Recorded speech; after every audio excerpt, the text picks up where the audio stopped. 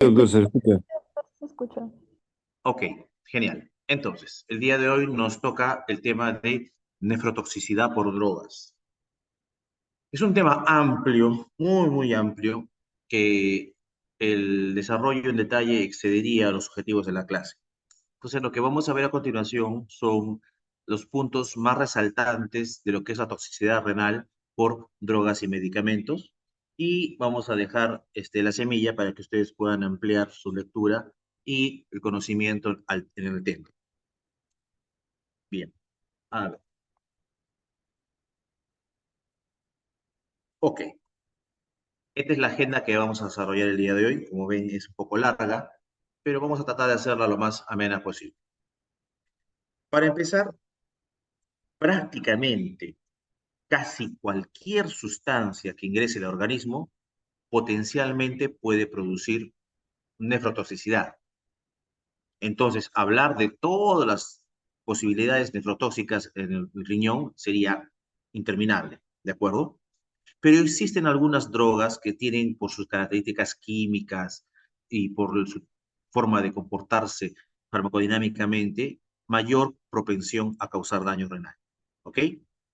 Entonces, ¿por qué es importante tener en cuenta la nefrotoxicidad? Porque uno podría evitar, prevenir que se desarrolle el daño. Conociendo que una droga es potencialmente nefrotóxica, uno puede tomar medidas para que no haya tal daño. Segundo, si ya se produjo el daño, uno podría actuar rápidamente y evitar que el daño se vuelva severo y tenga consecuencias mayores para el paciente. Y finalmente, conociendo la fisiopatología de un daño nefrotóxico, uno puede manejar de una mejor manera las complicaciones que pueden presentarse. Bien, entonces son los objetivos del conocimiento de ese tema en la formación médica. Vamos a hablar un poquito de fisiopatología para que vean lo amplio que es el tema. Los riñones, ¿por qué son vulnerables a diferentes tipos de drogas? Básicamente hay tres razones. Primero, porque los riñones reciben una gran cantidad de flujo sanguíneo. Recuerden que los riñones reciben la cuarta parte del gasto cardíaco, ¿no? Entonces, entre el 20 y 25% del gasto cardíaco llega a los riñones. Entonces, la cantidad de sangre con una droga que haya sido administrada y que llega al parénquima renal es alta. Segundo, muchas drogas llegan al riñón y ahí son metabolizadas y son eliminadas. Entonces el riñón, el parénquima renal capta la droga o sus metabolitos para poder procesarlos y eliminarlos. Y tercero, esta capacidad de que el parénquima capte algunas drogas hace que la concentración de la droga o su metabolito sea alta en el parénquima, principalmente en el intersticio, ¿no? Y en los túbulos. Y entonces esa concentración alta puede convertirse en tóxica. Ahora, el daño producido por las drogas en el riñón, usualmente lo que vemos en la práctica clínica viene a ser la lesión renal aguda, ¿de acuerdo? Sin embargo, también existe daño crónico por las drogas y que se evidencia muchas veces años después de haber recibido la droga, ¿de acuerdo? Pero de lejos, lo más común es que sea una lesión renal aguda, principalmente de tipo tubular. Entonces estamos hablando que principalmente va a haber nefritis tubulointersticial nefrotóxica y algunas veces hay necrosis tubular aguda nefrotóxica. ¿De acuerdo? Bien. ¿Qué drogas son las que están más relacionadas a daño renal? Vean, esta es la lista. Y como se darán cuenta, es una larga lista. Obviamente no vamos a desarrollar todas las drogas. Vamos a hablar de algunos grupos, algunos grupos de drogas que producen un daño similar. ¿Bien? Y cuando hablamos de los mecanismos de daño en el riñón por las drogas, en realidad hay diferentes mecanismos. Acá tenemos los 9 mecanismos de daño. O sea, hay drogas que dañan riñón porque producen una lesión prerrenal. ¿Ok? Hay drogas que dañan el riñón porque alteran el calibre y el flujo sanguíneo en la arteria renal. Hay drogas que producen vasculitis de pequeños vasos. Hay drogas que producen directamente una glomerulonefritis, que inclusive podría ser una glomerulonefritis rápidamente progresiva, que es muy severa. Lo más común es que tengan una necrosis tubular aguda y más común todavía una nefritis intersticial aguda. Es probablemente el daño más común. Existen drogas que producen obstrucción de los túbulos. Existen drogas que producen obstrucción ya de la vía urinaria. Y finalmente hay algunas drogas que alteran la vena renal y producen daño renal por este mecanismo. Entonces, es amplio. Cada grupo de drogas tiene uno o más mecanismos por los cuales produce daño renal. Bien. Entonces, otra manera de ver la nefrotoxicidad es agrupando por el mecanismo fisiopatológico. Y tenemos los siguientes 6 mecanismos. Básicamente, y el más común, es que se produzca daño renal por una alteración hemodinámica, ya sea por vasoconstricción de los vasos renales y por la disminución del flujo sanguíneo renal, o la toxicidad directa de la célula tubular. Son los dos mecanismos más comunes. Y pegado a la toxicidad tubular está siempre la toxicidad intersticial. Estas dos van usualmente de la mano, ¿no? Por eso la nefritis se llama nefritis tubulointersticial aguda. Bien. Ya menos frecuente, ya se ve muy poco, el mecanismo de obstrucción intratubular o extrarrenal, mucho más raro la microangiopatía trombótica, que es un daño en los pequeños vasos del glomérulo, y la necrosis osmótica es mucho más raro observar actualmente. Bien, no nos demoremos tanto en esos mecanismos porque realmente no es lo que más les importa conocer a ustedes. A ustedes les importa conocer más o menos cómo es el cuadro clínico y cómo es la presentación y la forma de prevenir aquellos daños típicos que se pueden ver en la clínica. Bien, entonces empecemos por la más, digamos, común en el sentido que es la que más tienen presente los clínicos en el manejo de los pacientes. Estamos hablando de la lesión renal aguda post-contraste, ¿ok? Esto es una preocupación frecuente en los servicios de medicina. El servicio de nefrología recibe frecuentemente interconsultas con este tema, ¿no? Prevención o descarte de lesión renal aguda post-contraste. Vamos a ver que esto en el tiempo ha cambiado. Desde la primera vez que se describió hace más de 50 años, ¿ok? Hace 70 años, ha ido cambiando la epidemiología de la lesión renal aguda post-contraste, ¿de acuerdo? Bien, porque ahora se sabe que en realidad hay dos tipos diferentes de lesión renal aguda post-contraste, ¿de acuerdo? Para empezar, el diagnóstico no es diferente de cualquier otra lesión renal aguda, pero fisiopatológicamente hay dos contextos. La lesión renal aguda asociada a contraste, que es lo que más comúnmente se ve, es un paciente al cual ustedes le han administrado un contraste radiológico y en las 48 horas posteriores al contraste desarrolla un incremento de los productos nitrogenados. Aumenta la urea y creatinina. Entonces es una lesión renal aguda asociada a contraste. Pero ustedes no pueden a priori afirmar que fue el contraste el que le produjo la lesión renal aguda. Recuerden que un paciente hospitalizado que va a un estudio tomográfico con contraste, por ejemplo, no está yendo porque está bien, está yendo porque tiene mal, o sea, le van a tomar una tomografía de pulmón porque probablemente tenga un absceso pulmonar, una neumonía, le van a tomar una tomografía de abdomen porque probablemente tiene un cuadro de abdomen agudo, etcétera. Entonces es un paciente que puede desarrollar una lesión renal aguda no por la administración del contraste, sino por su cuadro clínico de fondo, por la enfermedad de fondo que tiene, ¿ya? Solo que temporalmente está asociada porque se desarrolla en el post-contraste, después de haber recibido contraste, ¿no? Como les digo, alrededor de las 48 horas.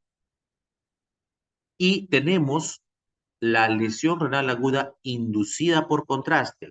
Esta sí es causa-efecto. Es decir, tenemos un paciente al cual ustedes le administran contraste por un estudio radiológico contrastado y sin ninguna otra causa, sin ningún otro motivo, desarrolla aumento de la urea creatinina de las 48 horas o más después de haber recibido. ¿Ok? Esto es más raro. La gran mayoría de pacientes que van a ver son pacientes que están internados, hospitalizados, con una serie de problemas, sepsis, shock séptico, neumonía, ITU, abdómenes quirúrgicos, abdómenes, problemas ginecológicos, cáncer, etcétera, y que reciben contraste. Entonces ahí es difícil decir, ¿fue o no fue el contraste? Lo correcto sería llamarlo lesión renal aguda asociada. Pocos casos van ustedes a decir, sí, pues no había ninguna otra razón y la falla renal que tiene es por contraste, sería inducida. Y si no quieren estar preocupándose si es una u otra, realmente le llamamos lesión renal aguda post-contraste, que saben que abarca las dos posibilidades. Bien, ahora, esto es variable porque los primeros reportes, que son el que se ha quedado en el subconsciente de los clínicos, de los internistas, es que era frecuente tener una lesión renal aguda post-contraste. Pero cuando se han hecho estudios y solamente se ha evaluado aquellas lesiones renales agudas que están asociadas, que están inducidas por contraste, se ve que hay diferencia en la frecuencia. Es decir, las verdaderas fallas renales agudas que son causadas por contraste, actualmente en nefrología tenemos el concepto de que son mucho más raras de lo que se presentaba, ¿de acuerdo? Y en general, una persona que no tiene factores de riesgo no desarrolla una lesión renal aguda luego de que le den un contraste. Tiene que haber factores de riesgo. Y de ahí viene entonces el hecho de que ustedes, cuando van a indicar un estudio contrastado, tienen que ver cuánto riesgo hay de que pueda desarrollar una lesión por contraste.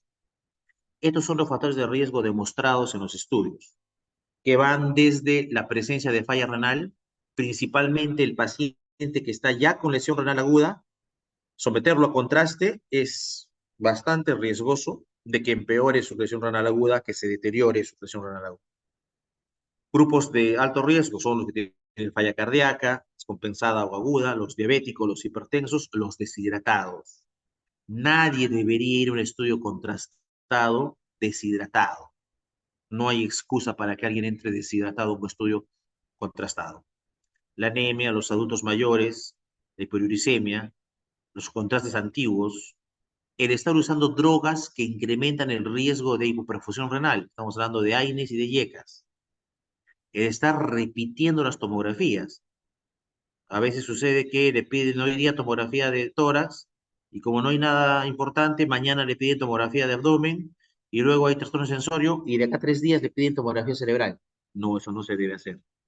No se debe someter a una persona a dosis repetidas y altas de contraste y de radiación, ¿no? Y bueno, proteinuria, diuréticos, los trasplantados y los desnutridos también son factores de riesgo para desarrollar nefropatía por contraste. Entonces, cuando tengan un paciente de estos, no significa que no le pueden indicar, significa que ustedes tomen las precauciones necesarias para disminuir el riesgo. Al deshidratado le hidrata, al que recibe IECAS o ARAS, tal vez hay que cambiarle el antihipertensivo por uno que no sea de ese tipo.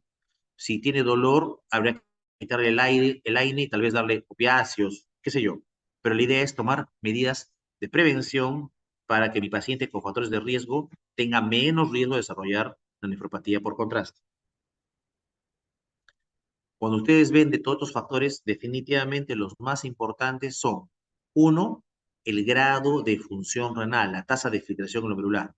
Ustedes van viendo, a medida que va disminuyendo la filtración glomerular de 50, 40, 30, 20 hacia abajo, cada vez hay mayor incidencia de lesión renal aguda post-contraste. Y la otro factor importante es el hecho de ser o no ser diabético. Ustedes ven, todos los que no son diabéticos tienen menor prevalencia de, o menor incidencia de eventos de lesión renal aguda que los que son diabéticos. Ahí tienen dos factores de riesgo claramente identificados. Una vez más, para que vean, por encima de 60 de filtración glomerular, prácticamente no se desarrolla nefropatía asociada a contraste. ¿De acuerdo? Por debajo de 60 de filtración glomerular, a más baja filtración glomerular, cada vez hay más eventos. Y donde se dispara la presentación es por debajo de 30. Por debajo de 30 de filtración glomerular, si se duplican los casos. ¿Ok? O más. Acá la curva hacia arriba.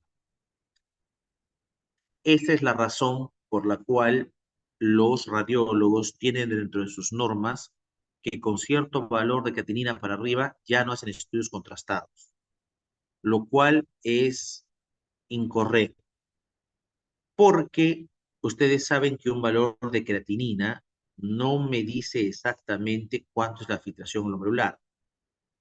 Les digo, en la mayoría de lugares tienen los radiólogos tienen la, digamos, norma de que hasta con 1,2 de creatinina hacen estudios contrastados. Con 1,3 para arriba, usualmente no hacen el estudio contrastado, ¿ya? Y como les digo, eso no es totalmente correcto, porque 1,3 no significa la misma filtración glomerular para todas las personas. 1,3 en una persona de edad madura que tenga una talla de 1,70 y una musculatura normal, tiene una filtración glomerular distinta que una persona anciana, una ancianita de 80 años que tenga 1,47 m de talla y esté toda adelgazada. Lo que deberían, si quieren tomar algún punto de corte los radiólogos, es una filtración glomerular, ¿ok? Pero aún así, no es contraindicación absoluta, porque debería mandar la necesidad clínica de hacer o no el estudio contrastado. Desgraciadamente, esa es una lucha y una discusión que tenemos con los radiólogos en todos los lugares aquí en el Perú, ¿no? Tienen esa norma, como les digo, de más de 1,2 no hacen contrastado, pero eso no significa que pueda o no pueda y deba o no deba hacerse. Vamos a ver que es, inclusive las guías internacionales, la guía europea de la Sociedad de Radiología Urológica, no contraindica los estudios contrastados. Acá es donde hay el problema. Ojalá logramos con el tiempo cambiar esa visión equivocada que tienen los radiólogos. Acá, como verán, es importante el antecedente de enfermedad renal crónica porque en los estudios de seguimiento a largo plazo, en este estudio, por ejemplo, a un año, 12 meses de seguimiento, sí se ve que el paciente que tiene enfermedad renal crónica y desarrolla nefropatía asociada a contraste tiene una mayor mortalidad, comparado con los que tenían enfermedad crónica y no desarrollaron nefropatía o los que no tenían enfermedad renal crónica. ¿De acuerdo? Entonces, es cierto, este grupo hay que tenerle precaución, pero no significa que esté contraindicado el estudio. Si el estudio clínicamente es indispensable para hacer un manejo, tendrá que hacerse el estudio con medidas de precaución, con monitoreo cercano y vigilando todos los parámetros. ¿De acuerdo? Bien. Ahora, otra razón por la cual antes parecía que era mucho mayor el problema y ahora parece que es mucho menor, es porque los reportes iniciales que demostraron que había una importante tasa de nefropatía asociada al contraste, era porque en ese entonces utilizaba este tipo de moléculas, que fueron los primeros radiocontrastes, que eran contrastes de alta osmolalidad. La osmolalidad de estas moléculas, ¿ok? Era alrededor de 1.500 miliosmoles por kilo de agua comparado con el 280, que es el plasma, 290, que es el plasma, eran recontra osmolares y causaban daño. Una segunda generación de drogas fueron los de baja osmolalidad, que tenían unas osmolaridades de 600, más o menos. Claro, baja osmolalidad comparado con estos, ¿no? 1.500 a 600, claro, es menor osmolalidad, pero seguían siendo hiperosmolares respecto al plasma, ¿de acuerdo? Estas drogas son de uso frecuente ya en el mundo, estas casi ya no se usan, ¿no? Estamos hablando básicamente de yopamidol, que es lo que más hay acá. Además, las primeras drogas eran iónicas, causaban más daño. Las de baja osmolaridad, ¿no? Hay iónicas y no iónicas. El yopamidol es no iónico, entonces es bastante menos tóxico. Inclusive tenemos drogas de tercera generación, que son los contrastes isoosmolales. Estos sí tienen una osmolalidad que es cercana a la del plasma, ¿no? Alrededor de 300, ¿ok? Y entonces, estos producen mucho menos toxicidad, ¿no? Estos que son el yodixanol, es muy poco probable que utilizado apropiadamente en una persona que no tenga grandes factores de riesgo desarrolle lesión renal aguda. ¿Ok? Entonces, si tengo un paciente con factores de riesgo que debe ir a un estudio contrastado, yo debería, entre otras cosas, aparte de asegurarme, ¿no? Los factores de riesgo que tiene y corregirlos, debería intentar que le hagan el estudio con yodixanol, que es una droga que le va a producir menos daño. Desafortunadamente, en los hospitales nacionales del Estado, difícil que encuentren eso, ¿no? Encuentran yopamidol más frecuentemente, pero deberíamos intentar, si es que es posible, ¿no? Usar este contraste que es significativamente más caro, ¿no? Es más costoso. Bien. Ahora, ¿cómo se produce el daño? Hay varias etapas. Básicamente, hay los dos grandes mecanismos son hipoperfusión renal, hipoxia renal, ¿no? Y toxicidad directa sobre las células. Y esto se da en 4 fases. Vamos a tener alteraciones hemodinámicas, humorales, factores mecánicos y la toxicidad directa. Son 4 tipos de daño que no son excluyentes entre sí. Hay algunas drogas y a veces algunos pacientes que tienen más de un tipo de daño. Vamos con las alteraciones hemodinámicas.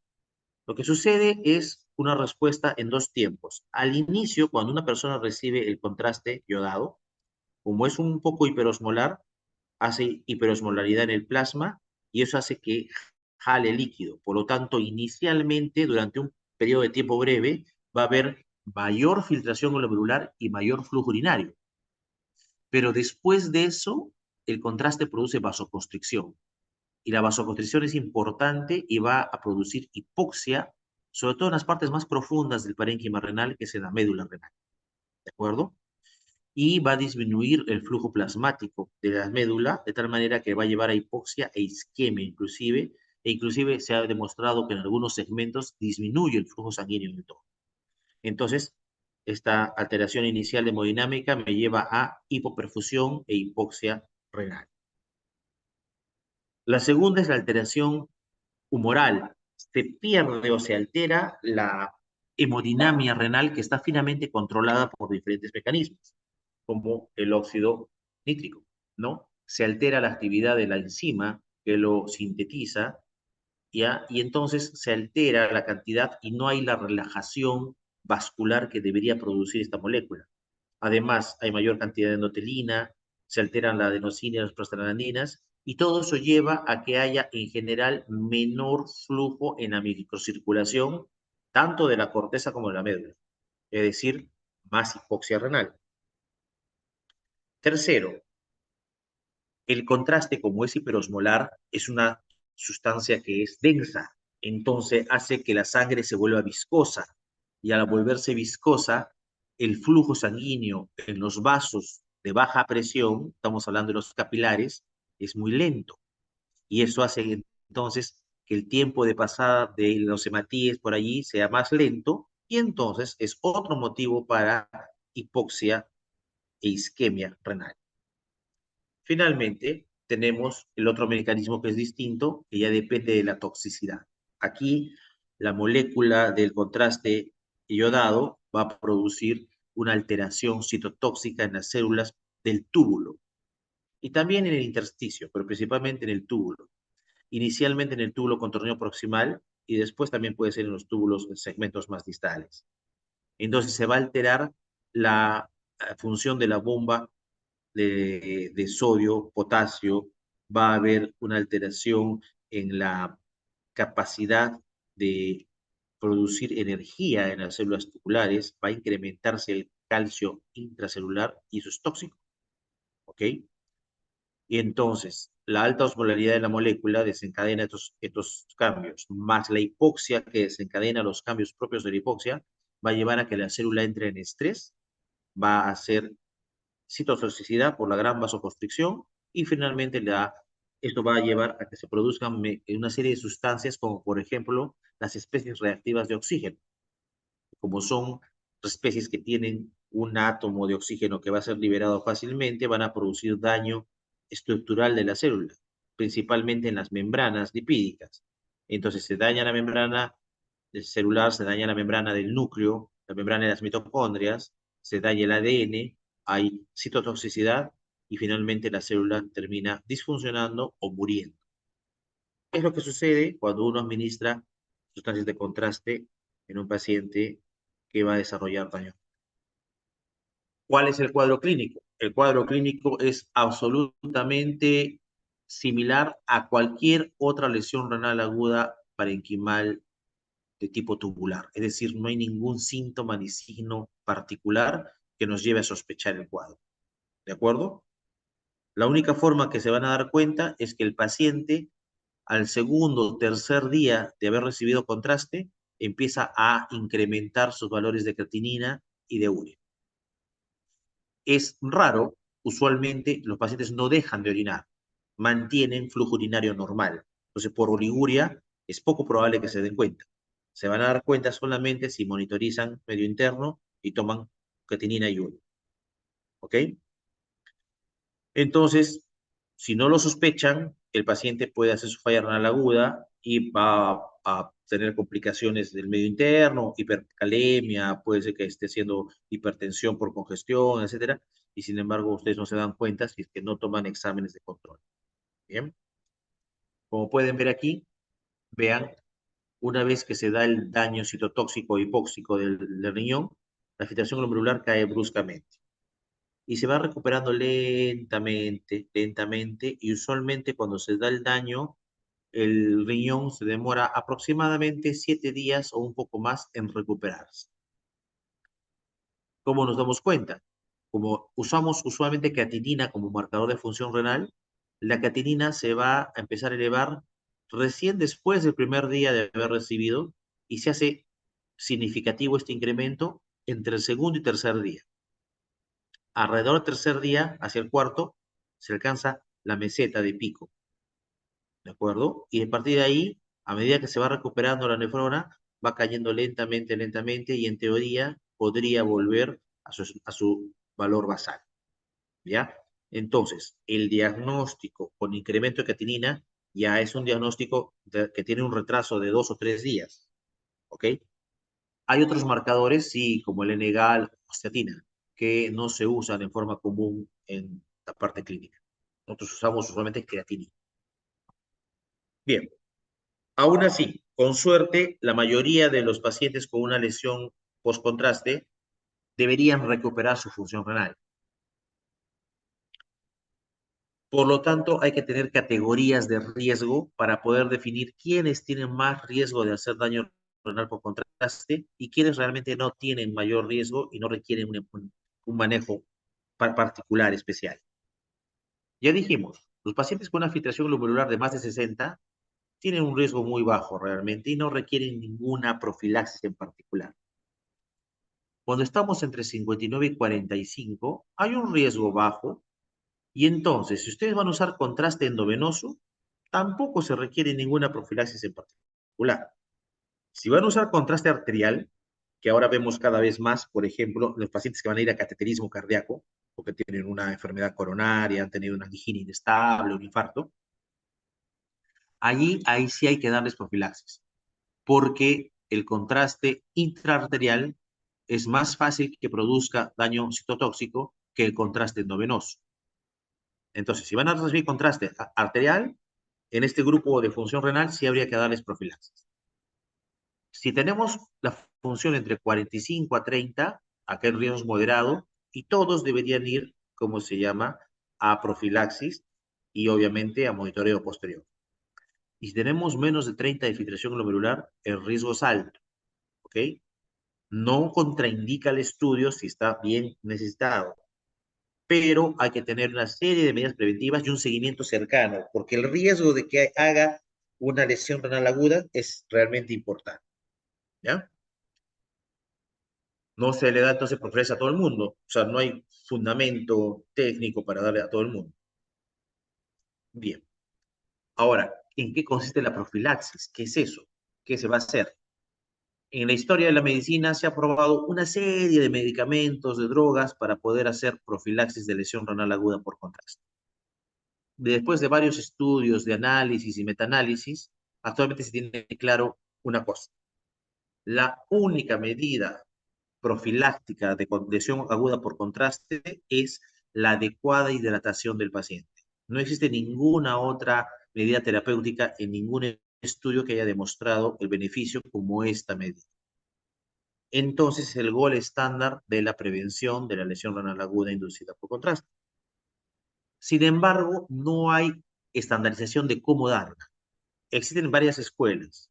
Acá les he puesto las tres formas más comunes de hacer esta profilaxis o esa prevención de lesión por contraste. La primera es la más simple.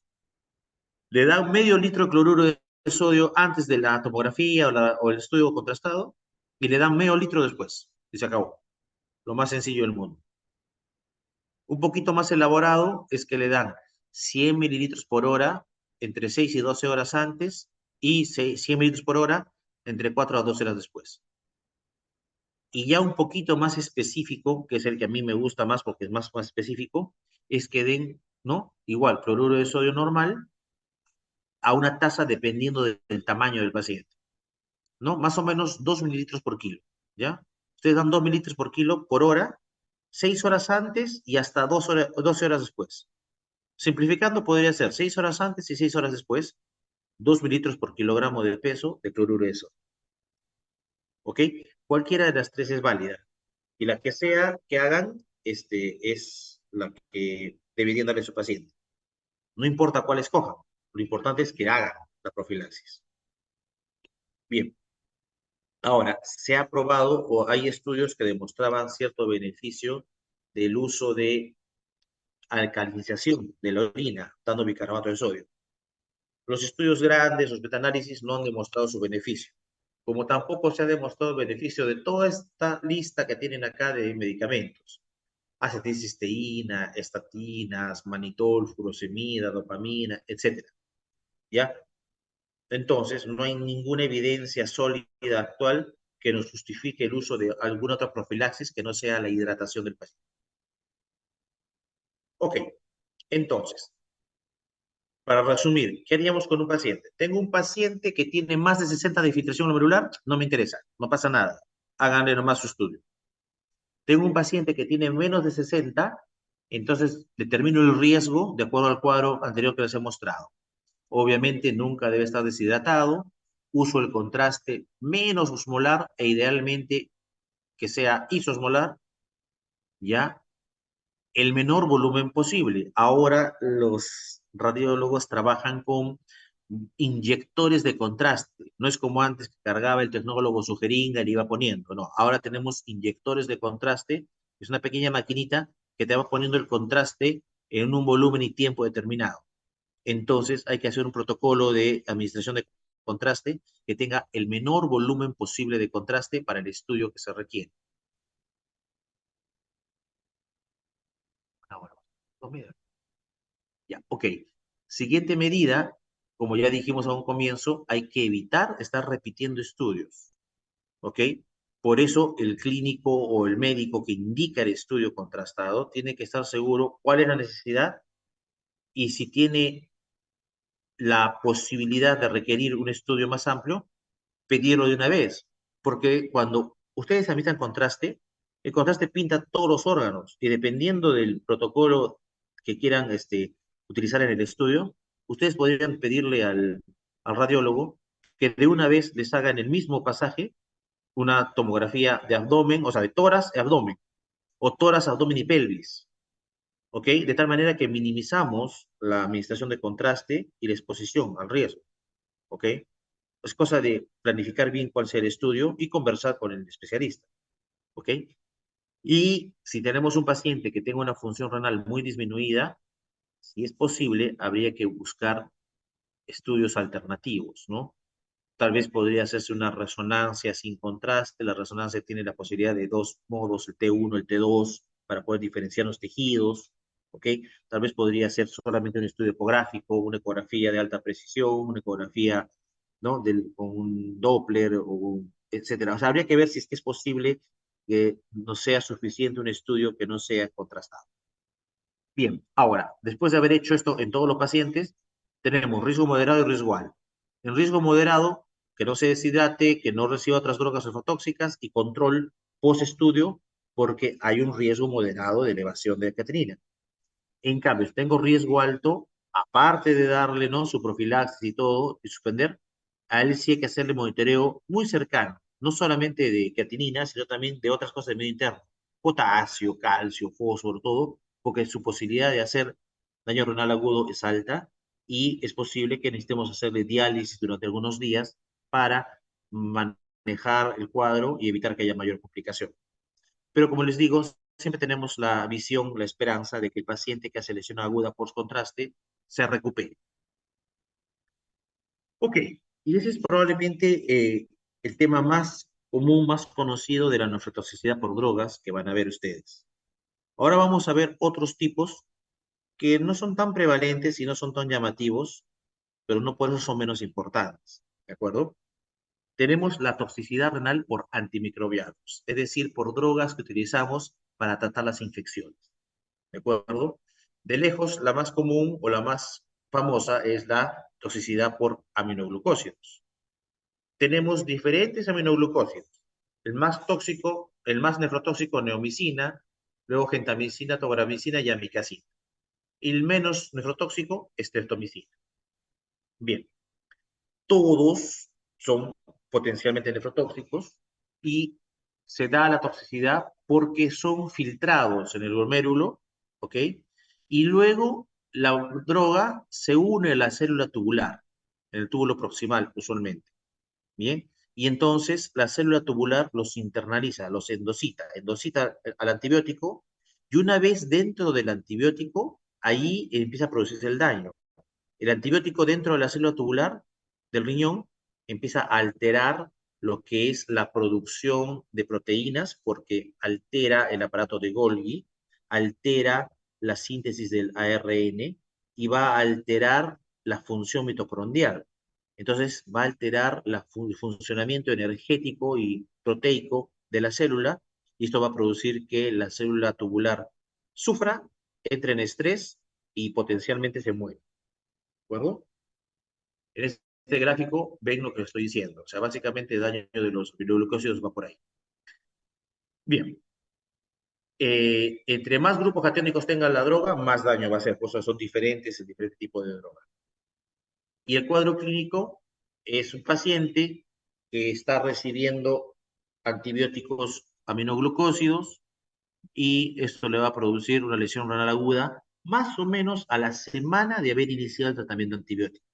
¿De acuerdo? Este riesgo va a depender de dosis del antibiótico y tiempo. A mayor tiempo de uso del antibiótico o a mayor dosis de antibiótico, más posibilidad de nefrotoxicidad. Al igual que el anterior, como el daño es tubular, los pacientes suelen no cursar con oliguria. Al contrario, pueden cursar con poliuria. Y esto podría llevar a pérdida de potasio y magnesio, porque a mayor flujo urinario siempre se pierde potasio y magnesio. Sin importar la causa, siempre la diuresis incrementada lleva a pérdida de potasio y magnesio. Bien. ¿Quiénes tienen factores de riesgo para hacer daño por aminoglucósidos? Una vez más, los ancianos, los nefrópatas crónicos, pacientes hipotensos, los sépticos, los chocados, ¿no? Los cirróticos, ¿ok? Y cuando se asocian más de un nefrotóxico a la vez, sería muy mala idea juntar un aminoglucósido como amicacina con una droga nefrotóxica como vancomicina. No junten dos nefrotóxicos a la vez. Eso es mala idea. Y justamente hablando de vancomicina, vamos a ver la toxicidad por vancomicina. Vancomicina se parece a los aminoglucósidos en el sentido de que también se filtra en el glomérulo y luego es captada por la célula tubular y se acumula en el túbulo contorneado proximal. ¿Ok? Ahí el mecanismo de daño es estrés oxidativo. Este estrés oxidativo lo que termina es iniciando la apoptosis de la célula y la célula termina muriendo en apoptosis. ¿Cuáles son factores de riesgo? Bueno, el factor de riesgo es más de 20 microgramos por mililitro en concentración sérica de la droga. Como casi en ningún lado medimos la concentración sérica de la droga, más o menos uno sabe que uno va a llegar a toxicidad cuando el paciente recibe más de 4 gramos de vancomicina al día. Entonces nunca debería sobrepasarse esa dosis, ¿no? Hay que tener cuidado en la cantidad de vancomicina que se le da al paciente. ¿Qué produce la vancomicina? Produce necrosis tubular aguda y nefritis tubointersticial. Y produce también, rara vez, pero produce el síndrome de Dres. Síndrome de Dres es por sus siglas en inglés, ¿no? Drug-related eosinophilia with systemic symptoms, que es un cuadro raro en el cual se da una reacción eosinofílica, ¿ok? Que afecta a diferentes órganos. Es como si fuese una especie de reacción de hipersensibilidad con producción de eosinófilos se a alterar diferentes órganos, y entre ellos el riñón, ¿ok? Y da una lesión renal inflamatoria. Ok, eso básicamente para vancomicina. Entonces recuerden dosis, tiempo y factores de riesgo. Otro quimioterápico es anfotericina B.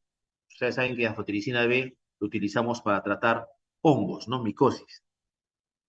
¿Qué pasa? La anfotericina B, por su estructura molecular, tiene una facilidad para unirse a las membranas lipídicas de la célula.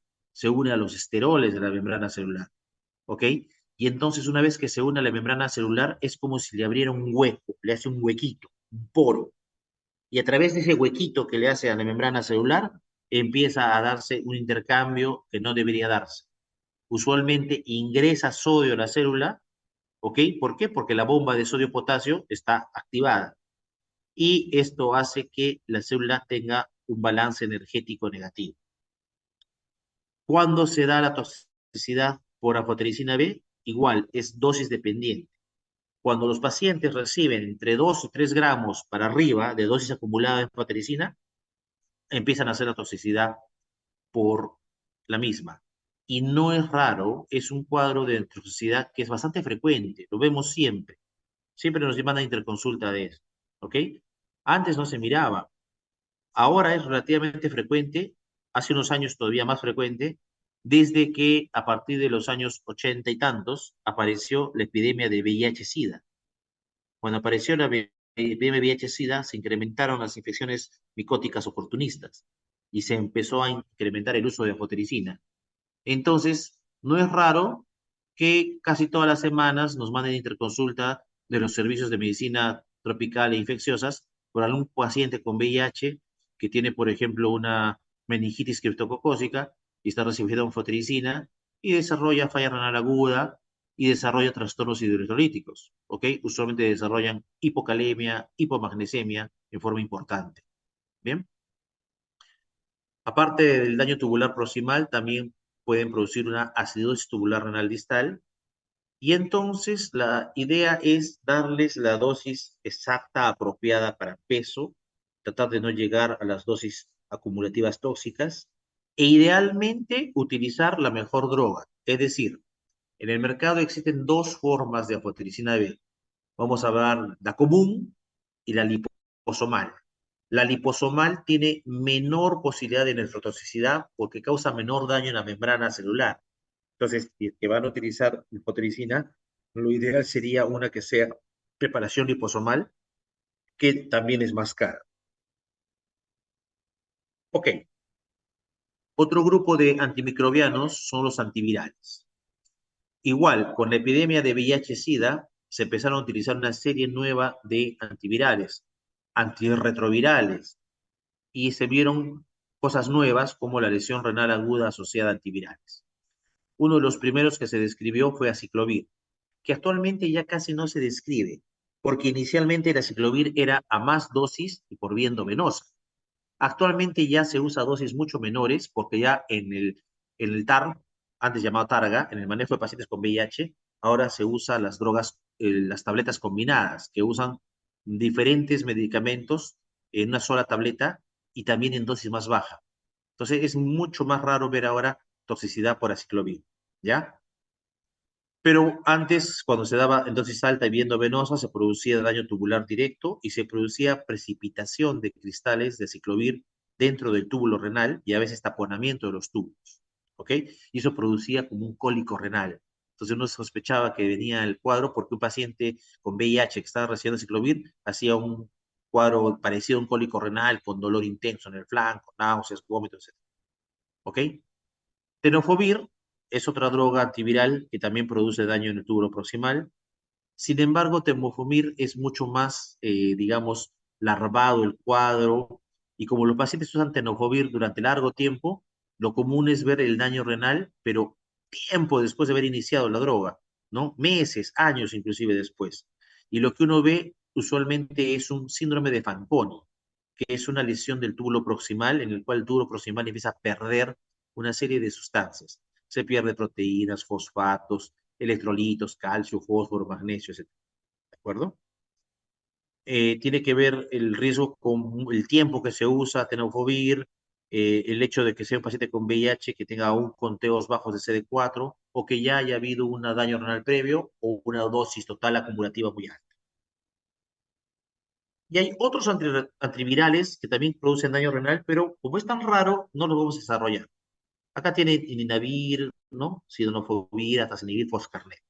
Lo que se ve entonces es una lesión tubulointersticial. Acá lo que ven es el infiltrado tubulointersticial de una serie de leucocitos, ¿no? Entonces hay una nefritis tubulointersticial aguda. O pueden ver la precipitación de los cristales en orina, como estos son cristales de Inavir, ¿no? Que tienen forma de leños. ¿Ok? Hasta ahí en cuanto a toxicidad por antivirales. Solo un pequeño comentario.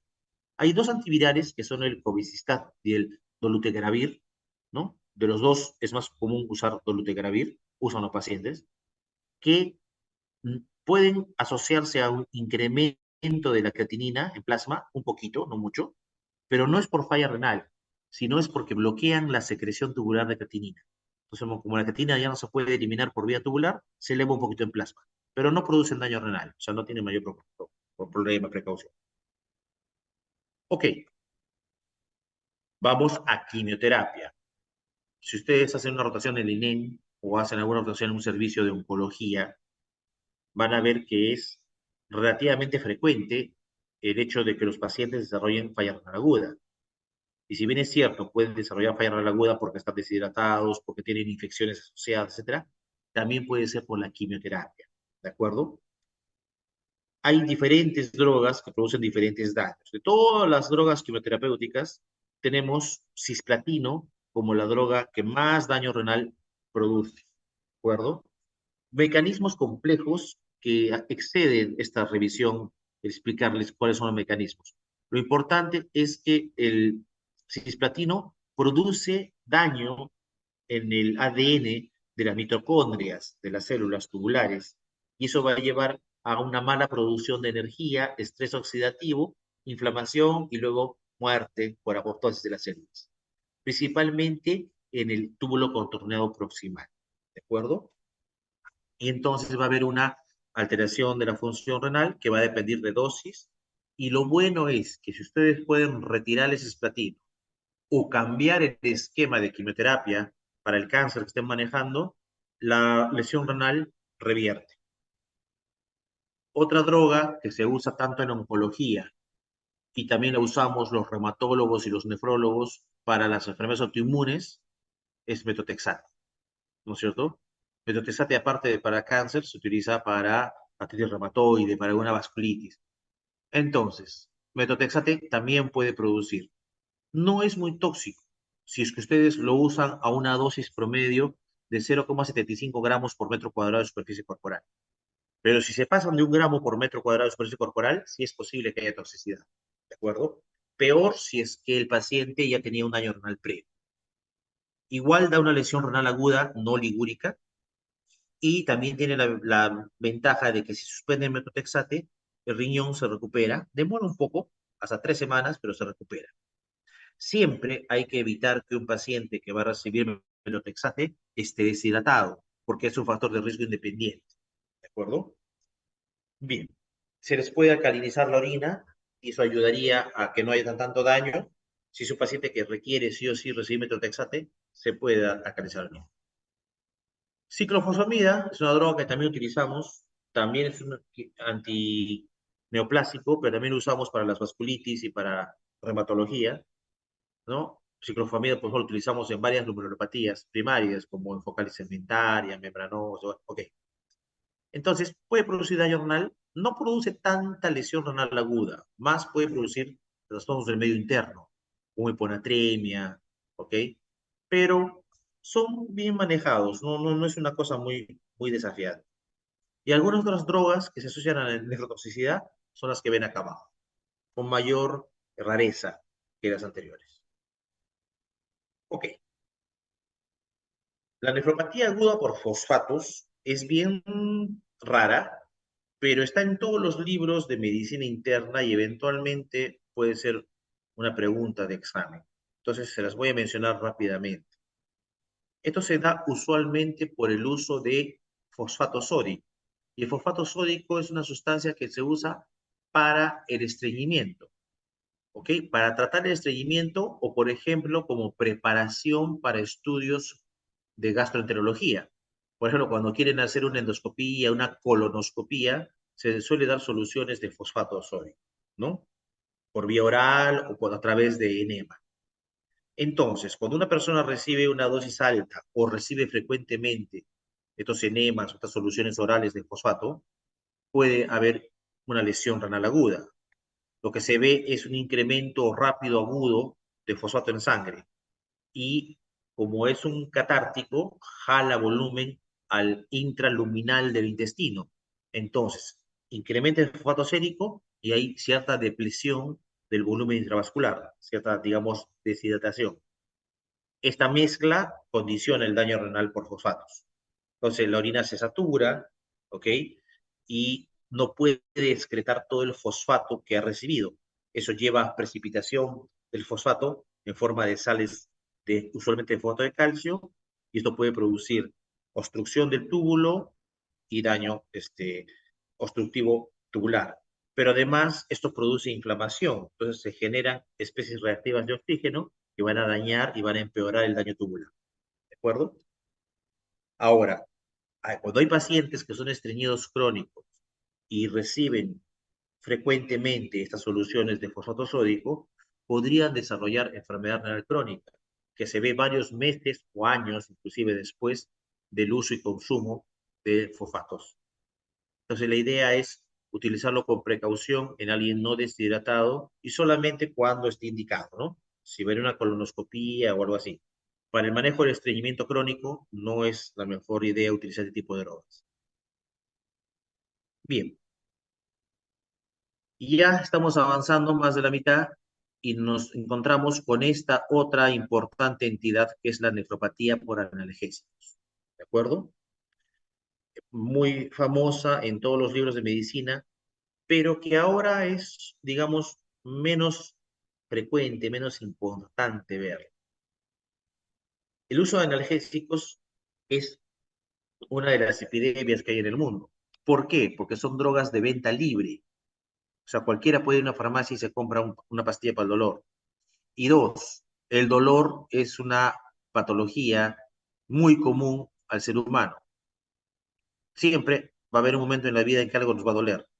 Entonces, si tienes la posibilidad de tener dolor en varias etapas de tu vida y encima es libre la compra del medicamento, la automedicación es muy alta y el uso inapropiado es muy alto.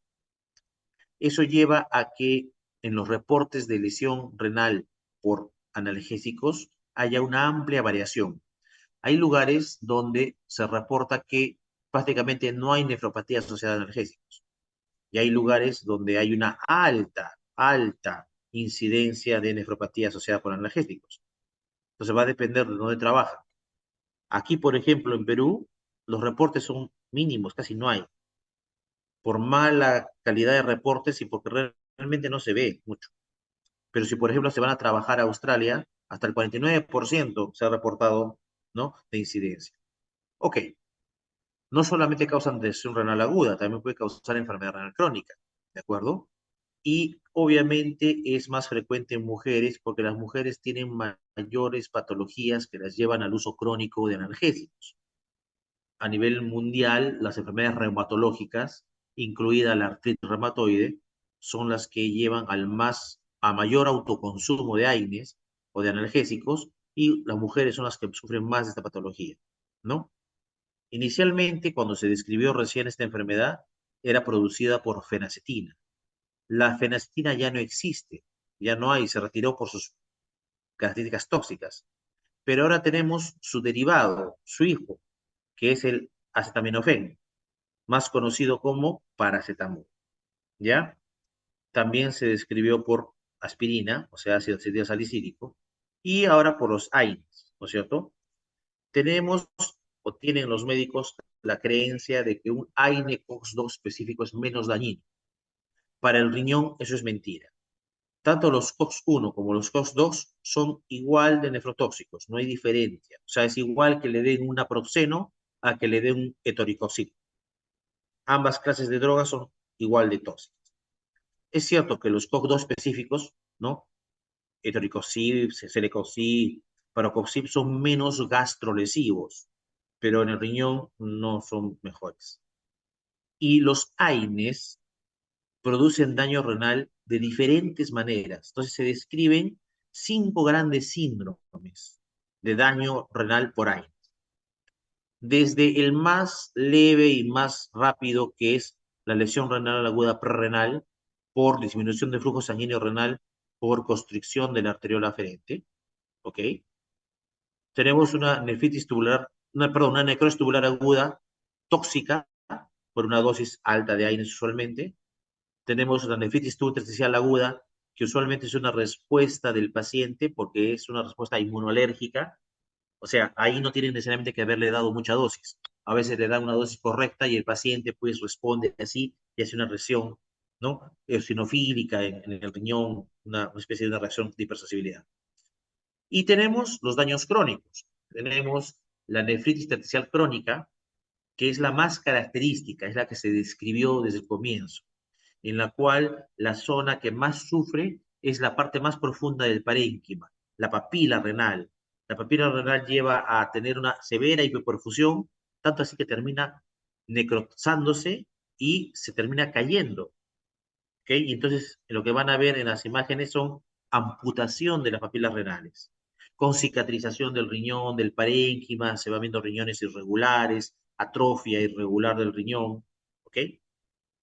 Y el quinto síndrome es un síndrome nefrótico, usualmente por una enfermedad de cambios mínimos. Son las 5 formas en que un AINE puede producir daño renal, agudo y crónico. Si ven acá, por ejemplo, esta tomografía, vean, ¿no? Claramente en este riñón van a ver cómo las papilas, donde están las flechas, está ahí marcando donde había una papila renal que ha desaparecido. Ya no hay una papila como aquí, por ejemplo, que sí se ve, no, acá ya no hay, está plano. Y ahí en lugar ha quedado una zona calcificada, que es una cicatriz calcificada donde alguna vez hubo una papila renal, ¿no? Típica imagen de una, una nefritis tercial crónica por contraste. Y aquí lo que pueden ver, ¿no? Es en una fase aguda el infiltrado linfomononuclear a nivel del túbulo intersticio, acá hay un túbulo intersticio, o en forma crónica, vean con una tinción de ácido tricrómico, como toda esta zona celeste es tejido conectivo, es decir, es cicatrización del túbulo intersticio, con atrofia, acá pueden ver atrofia, ¿no? En infiltrado crónico. Ok, con eso acabamos analgésicos AINES. Y ya para ir terminando, tenemos 2 cosas más. Inmunosupresores, toxicidad renal por inmunosupresores. En nefrología y en los pacientes utilizamos diferentes tipos de inmunosupresores. Los que más se asocian a la nefrotoxicidad son los inhibidores de la calcineurina. Estamos hablando básicamente de ciclosporina A y de tacrolimus, ¿ok? También conocido como FK.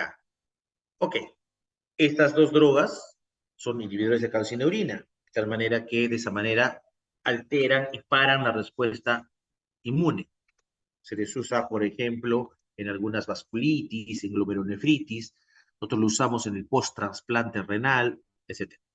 Bien, entonces lo que producen es vasoconstricción aferente, eso hace que se active el eje del sistema renina-angiotensina-aldosterona, se activa la endotelina, el tromboxano y el sistema nervioso simpático. Todo esto que nos lleva a hipoperfusión renal, ¿de acuerdo? Cuando se retira o se baja la dosis, se revierte, pero si la dosis es alta o persiste en el tiempo, el daño se intensifica. Es por eso que estas drogas sí tienen que ser monitorizadas, no por la dosis diaria, o sea, una pastilla, 2 pastillas, no. En estos pacientes sí necesitamos medir ciclosporina o medir tacrolimus en sangre para poder saber si estamos en la dosis adecuada. Y es bien difícil. Bueno, con ciclosporina, que es lo que más se usa, las dosis son cada 12 horas. Y entonces hay que estar jugando. Las tabletas vienen de 50 miligramos. Y a veces con 50 miligramos cada 12 horas sale bajo el dosaje. Le subes a 100 miligramos cada 12 horas y sale recontra alto. Entonces es un problema porque no se puede partir, vienen en cápsulas. Entonces hay que tener cuidado y requiere que un médico que maneje estas drogas tenga experiencia. ¿De acuerdo?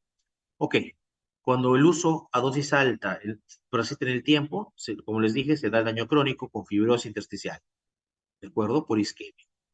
Y entonces, ¿qué desarrolla el paciente con el tiempo? Va a desarrollar como una de las primeras manifestaciones hipertensión arterial. Y después hace hiperpotasemia, hiperuricemia, alteraciones del fósforo, del magnesio. ¿Ok? Rara vez dan un compromiso glomerular de tipo microangiopatía trombótica. Acá pueden ver, por ejemplo, un túbulo con torneo proximal donde se ve vacuolización del tubo. Es un tipo de daño. Acá pueden ver una zona fibrótica, entonces una zona fibrótica de un patrón estriado, o sea, es como si fuese una raya que se fibrosó. Acá pueden ver la arteriola aferente con una aterosclerosis nodular, y acá pueden ver una arteriola con aterosclerosis, ¿de acuerdo? Bien, son daños de los inhibidores de calcineurin. Bien, y los dos que quedan son daños renales que no deberían producirse porque son por drogas, digamos, que no deberían ser consumidas. Primero vamos a ver alcoholes. ¿De acuerdo? Ok. Metanol es una patología que en muchos lugares no es muy común, pero en un hospital como el 2 de Mayo es bastante común. Casi todas las semanas tenemos un intoxicado por metanol. ¿Ok? El metanol, como saben, es un alcohol que no se debe consumir. El alcohol que se puede consumir es etanol, ¿no? Que tiene dos carbonos. En cambio, el metanol tiene un solo carbono. Y el metanol es un alcohol que debería haber sido eliminado en el proceso de destilación del alcohol. Entonces, cuando se consumen licores de mala procedencia, de dudosa procedencia, es posible que tengan pequeñas cantidades de metanol, o sea, que no se haya purificado bien y tenga metanol y etanol.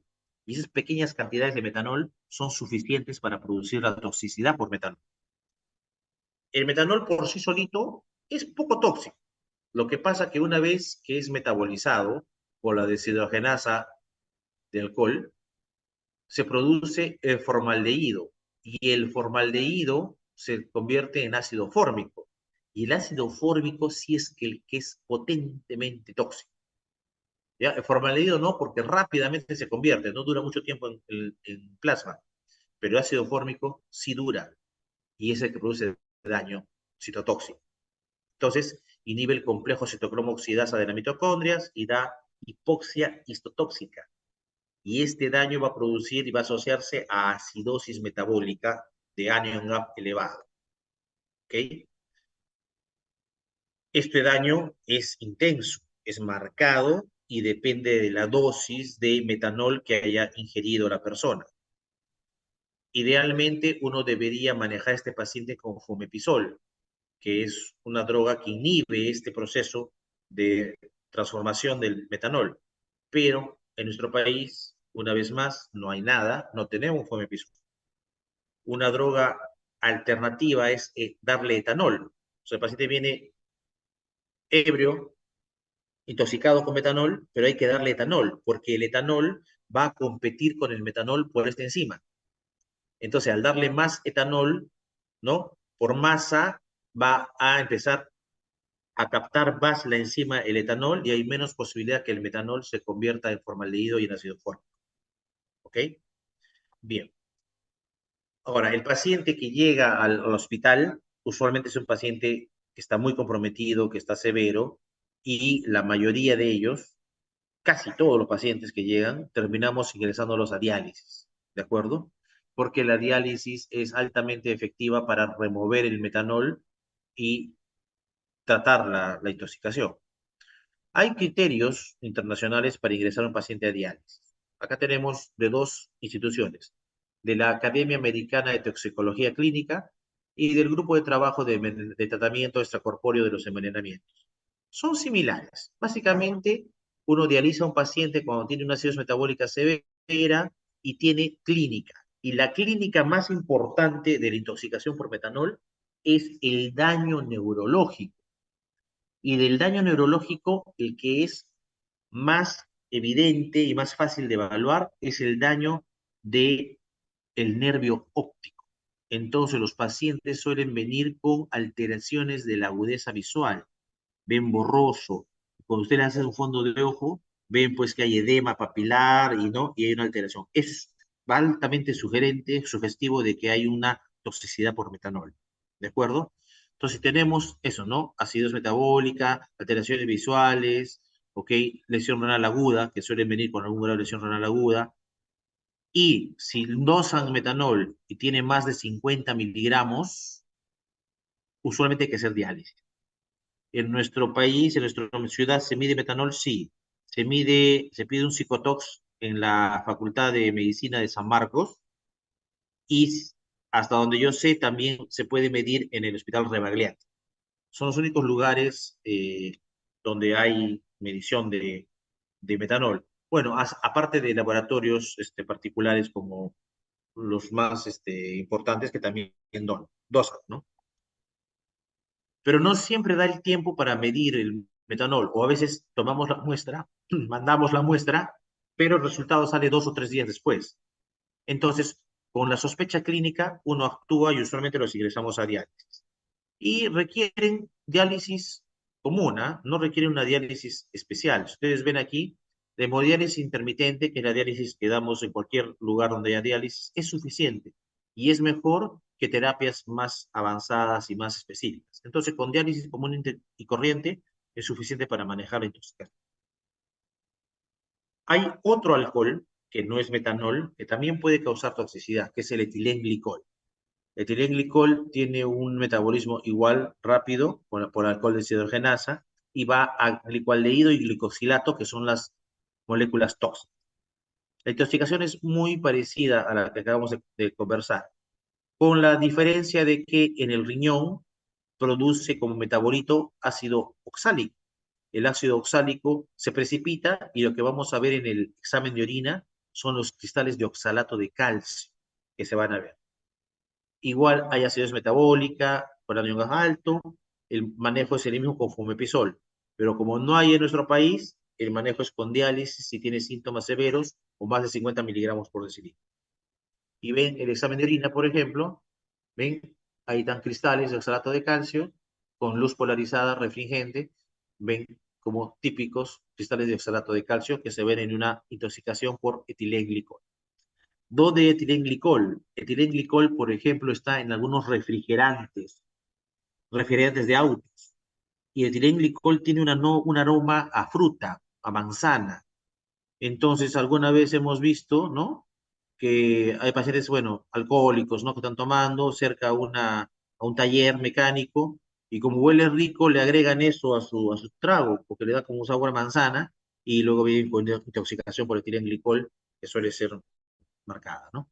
Grave. Bien, y finalmente, para acabar, tenemos la toxicidad por drogas ilícitas.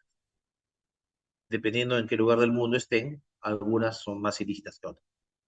Pero en general son drogas que no son legales.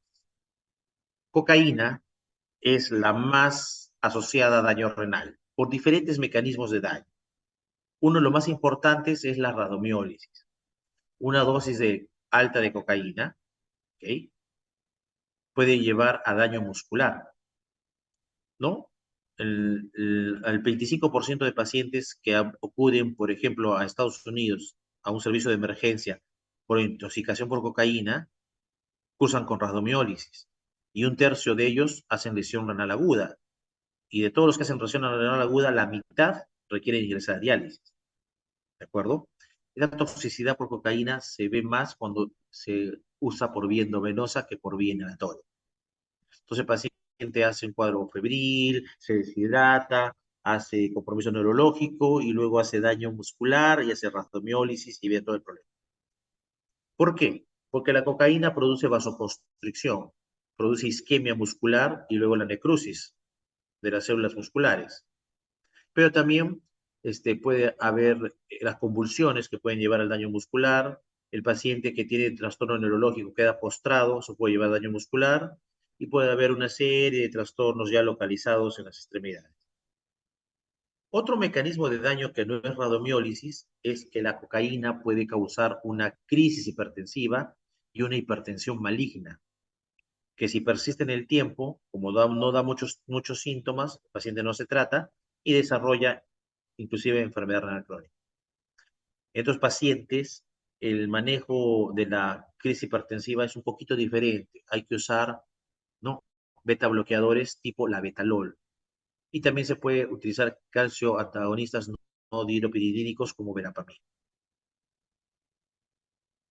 El tercer mecanismo de daño de cocaína es ya una enfermedad vascular. ¿Qué sucede? La cocaína en el uso continuo va a producir vasoconstricción con disminución del flujo sanguíneo renal, puede llevar a infarto renal porque la vasoconstricción es muy severa, ¿no? Inclusive ya hay daño endotelial, puede producir trombos intravasculares en el riñón, va a condicionar aterosclerosis en las arterias y finalmente este daño, esta disfunción vascular y endotelial hace que el riñón se profundido y a veces hace cuadros clínicos como la crisis renal esclerodérmica, que se asocia a una púrpura trombótica trombocitopénica y que da básicamente porque los vasos sanguíneos del riñón no pueden relajarse, están ya permanentemente constreñidos. Rara vez se ha descrito una glomerulopatía tipo púrpura de Nonchalin, pero eso es una cosa, un hallazgo bastante raro. Entonces, paciente que viene con toxicidad por cocaína, de todas maneras, dentro de la evaluación hay que tomarle unas pruebas de función renal porque puede desarrollar una lesión renal aguda. Y si tienen un paciente con el antecedente de consumo crónico de cocaína, también hay que hacer una evaluación de función renal porque podría tener ya daño renal crónico asociado a cocaína. Otras drogas son mucho menos frecuentes, pero las vamos a mencionar. Por ejemplo, los opioides. Estamos hablando de morfina, heroína, oxicodona, ¿no? También pueden producir lesión renal aguda, también por radiomiólisis, ¿ok? Usualmente se da en la toxicidad severa, ¿no? En el consumo marcado.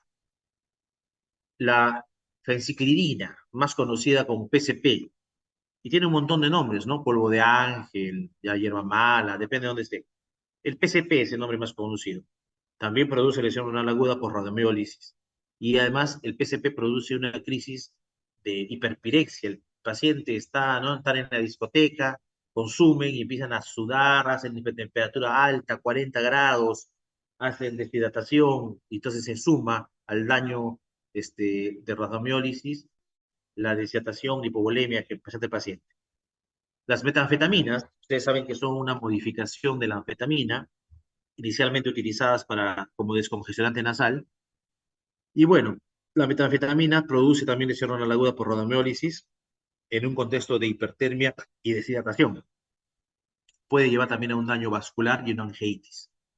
El cuadro por metanfetaminas, cuando se produce, suele ser severo, suele ir mal, el paciente está bien comprometido. Los cannabinoides sintéticos, estamos hablando de aquellas drogas sintéticas que estimulan el receptor de opio, ¿no? Porque la droga original era el opio, ¿no? Que se saca de las amapolas. Pero los que han producido daño renal son los cannabinoides sintéticos. Estamos hablando de el K2, el PIC y el Spice. Producen lesión renal aguda asociada a necrosis tubular y tubo intersticial. Acá no hay mucho, no sé, no vemos mucho en nuestro medio ese tipo de toxicidades. Y esteroides anabólicos androgénicos son drogas sintéticas que simulan la acción de la testosterona y que la usan usualmente personas que van a gimnasios y que quieren desarrollar masa muscular en forma rápida. También se asocian a daño renal y no solamente agudo, sino muchos de ellos a daño renal crónico asociados al desarrollo de una glomerulosclerosis focal segmentaria, ¿no? Con proteinuria que puede llegar inclusive al síndrome nefrótico. En otros casos, el cuadro clínico no es muy evidente y alguna vez hemos visto pacientes que son fisicoculturistas o, bueno, van al gimnasio frecuentemente y luego vienen con proteinuria y daño renal y el único factor que les produjo esto fue el uso de esteroides, ¿no?, anabólico-androgénicos que no son de prescripción médica, ¿no? Realmente hay una mafia en los gimnasios que provee este tipo de drogas. Ok, bien, y con eso hemos terminado una revisión amplia de los tipos más comunes de drogas que eventualmente se asocian a la producción de nefrotoxicidad. Bien, si hay dudas o alguna pregunta que quieran hacer, háganla por favor en este momento.